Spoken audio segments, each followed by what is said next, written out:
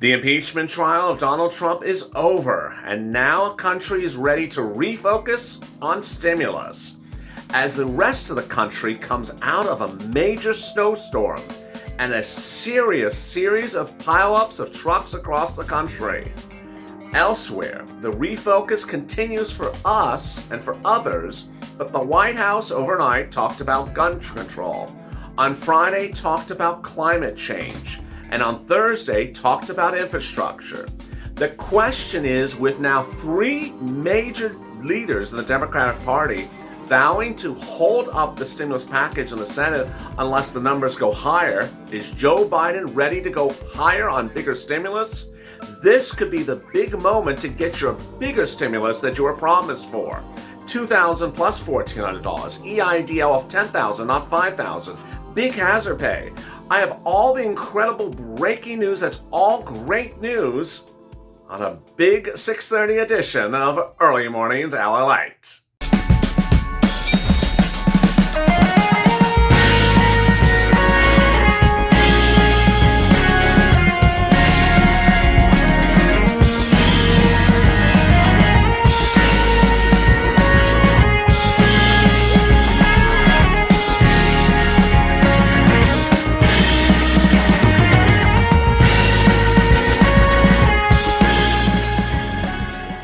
Good morning, everybody, and welcome to Early Mornings LA, live from Los Angeles. I'm so excited you are here on a big morning, and hopefully you are safe and calm and warm. A major snowstorm hits most of the country, pileups across the country. But elsewhere, the Congress is finished with the trial and the acquittal of Donald Trump. All eyes are now back on stimulus. And Wall Street is closed for today, but tomorrow it'll be focusing on stimulus as well. If you've not subscribed, make sure you subscribe.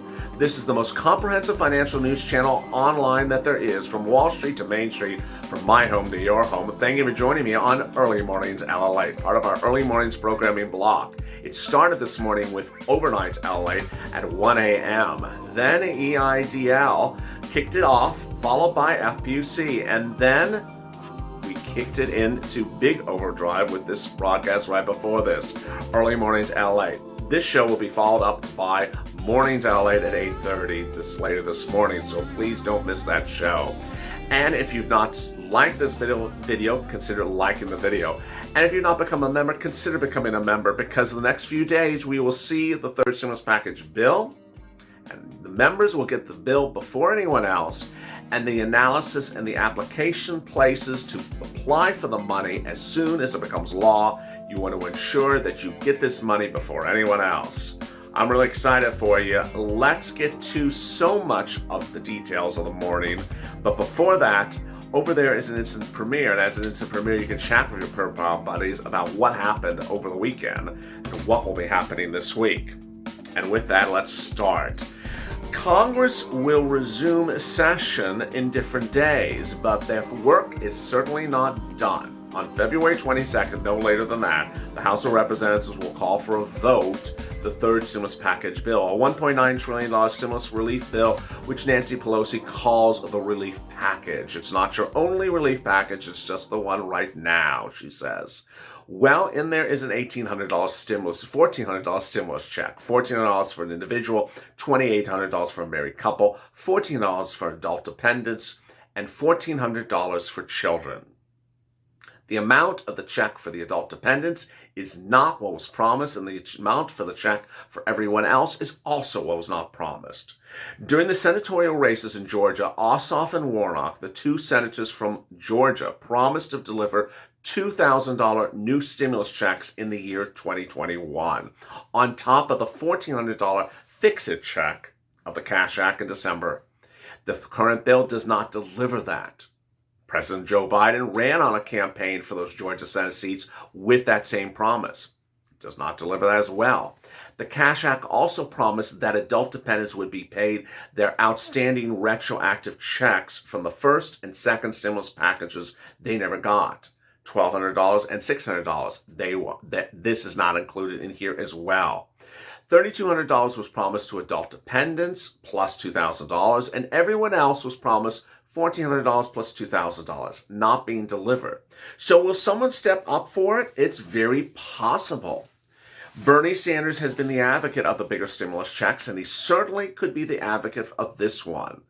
But whether it's Manchin and the new senator, who's a Democrat, who have vowed to block the bill because of a $15 minimum wage in there, or Ron Wyden, the Democrat out of Oregon, who will block the bill because the FPUC is too small at $400, not $600, the tide is turning with Democrats in the Senate saying this is too small, too early on.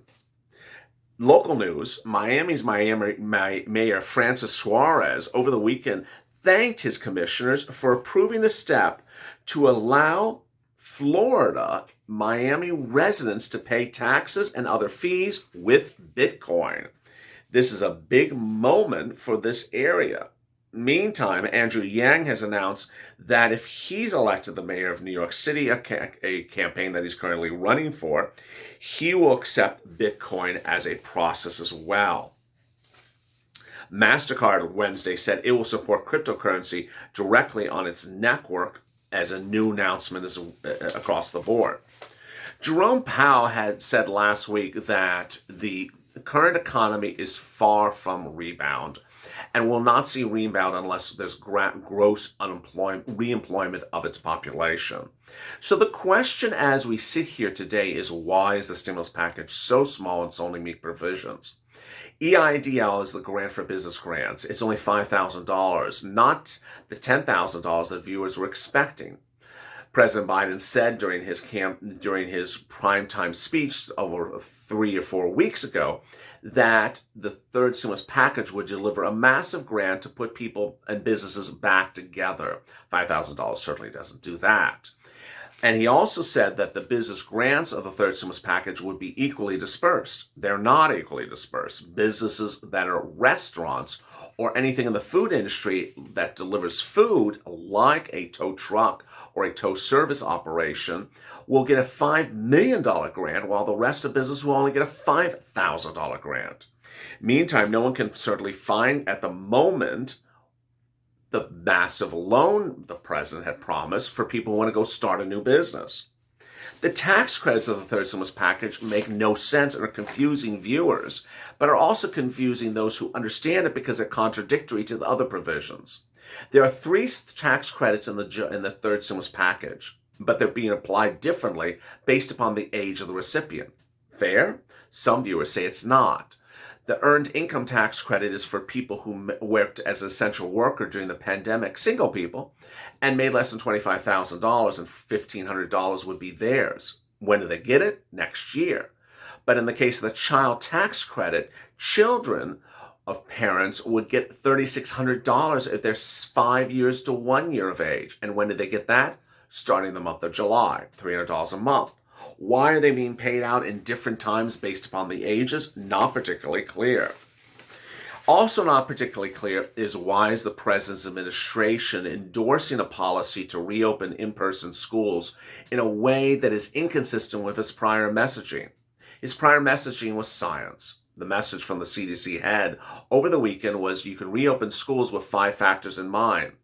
None of the 5 factors took into account whether the teachers are vaccinated. Gavin Newsom, the governor of California, last week said, I'm not doing that.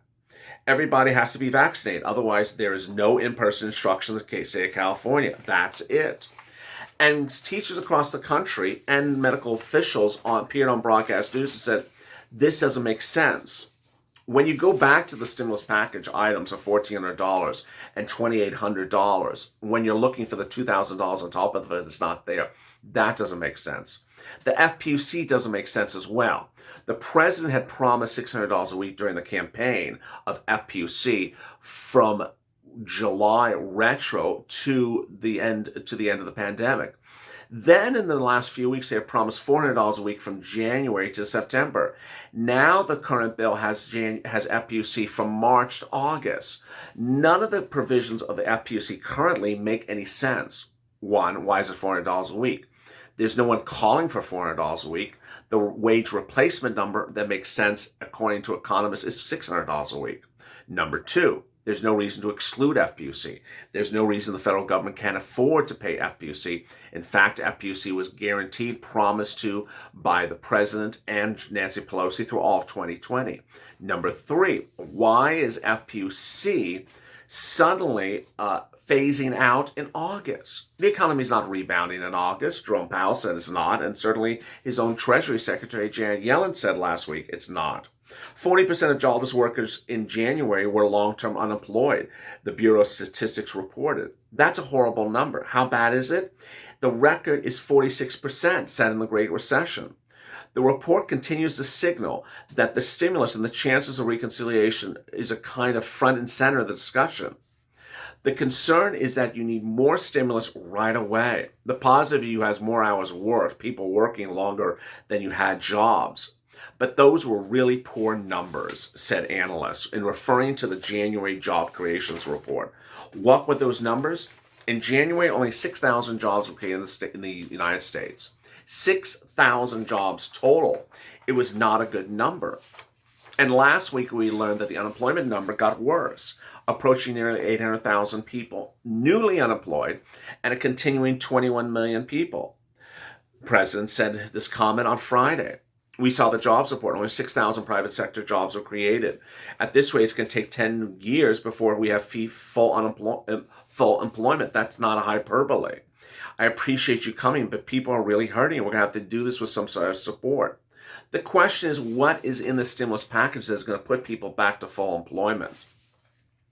The bill has a $3,600 tax credit, and the purpose of that tax credit for children is to raise the families out of poverty. But over the weekend, Marco Rubio slammed the idea, saying if it was so easy to give people money to raise them out of poverty, then we would have given them money a long time ago. It's that type of comment that actually may be actually correct. Because why is a person in poverty? Is it just because they need a check? Or is it because they don't have a job?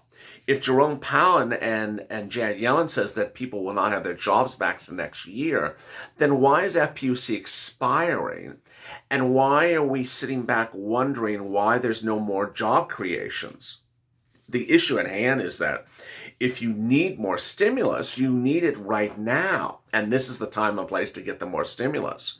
Get behind Marco Rubio, Ted Cruz, Cardin, and others in the Senate, and certainly your senator, if you're a business person and looking for more business grants than $5,000, which doesn't really cut it.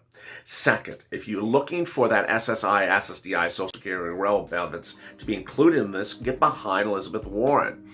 Number three, if you're looking for that stimulus check to get higher, then get behind Bernie Sanders. And finally, if you're looking for FPUC to get fixed and go the right way and go retro, hopefully, get behind